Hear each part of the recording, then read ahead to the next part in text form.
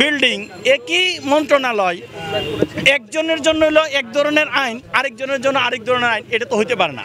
এইবার তদন্তের বেলা দেখেন আমরা এনসিবির বিরুদ্ধে এখানে দাঁড়াই নাই, কিন্তু এনসিবির নেতৃবৃন্দ 1 ঘন্টার নোটিশে যখন এখানে আসে তখন তাদেরকে জামায়া দূর করে সিইসির সাথে দেখা করতে পারে এনসিবি।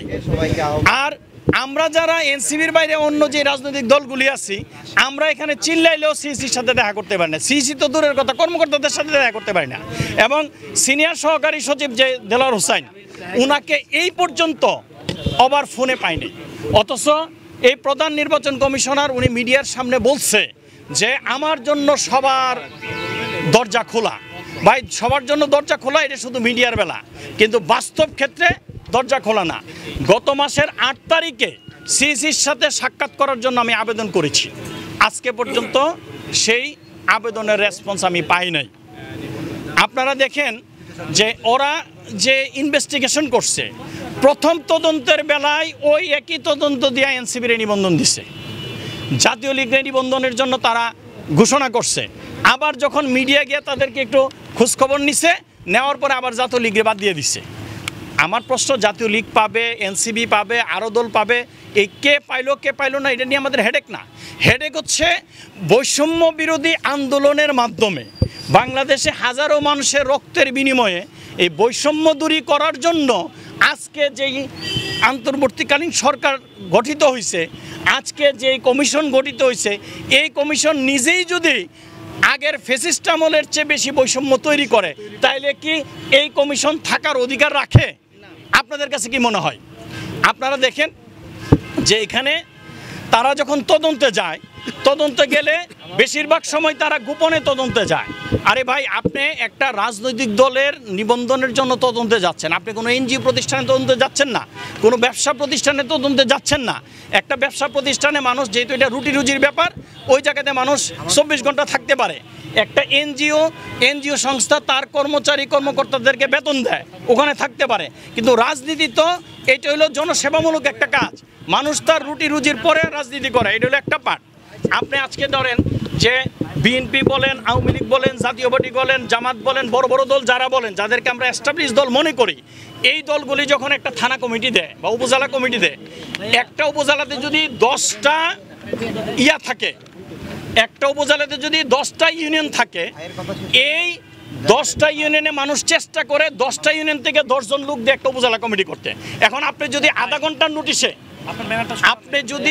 ঘন্টার নোটিশে ওই জায়গাতে আপনি যান, যে আপনি ইনভেস্টিগেশনে যান, তাহলে 10টা ইউনিয়নের 10টা লোককে কীভাবে হাজির করবে? আমি যদি আজকে নির্বাচন কমিশনারে বলি যে আপনি 10টা জেলার নির্বাচন কমিশন অফিসাররে 20 মিনিটের মধ্যে এনে হাজির করেন, এটা কি পসিবল হবে তার জন্য? সে যদি পসিবল না হয় তো একটা রাজনৈতিক দলের জন্য কীভাবে পসিবল হবে? 1 নাম্বার। এরা আরেকটা অপকর্ম যেটা করছে, যেটা তাদের তাদের গণবিজ্ঞপ্তি বলেন, তা বাংলাদেশের সংবিধান বলেন, কোথাও এই ধরনের উল্লেখ নাই।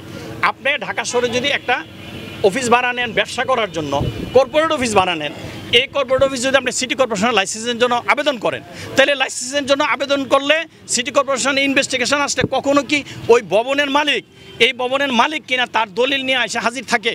এটা পসিবল কখনো? এই ধরনের আপনাদের যে টিভি চ্যানেলগুলি, এই চ্যানেলগুলি যে বিল্ডিংয়ে আছেন, ওই বিল্ডিংয়ের মালিক যদি আপনার চ্যানেলের মালিক না হয়, তাহলে তার লাইসেন্সের জন্য কি ওই বিল্ডিংয়ের মালিক কখনো তার দলিল নিয়ে হাজির থাকে যে হ্যাঁ আমি এই বিল্ডিংয়ের মালিক, আমি আমার ভবনটা এই যে এই চ্যানেলরে ভাড়া দিছি, বা এই যে দেশ বাংলা চ্যানেলরে ভাড়া দিছি, আপনারা তার দেন, রেজিস্ট্রেশন দেন? It is possible.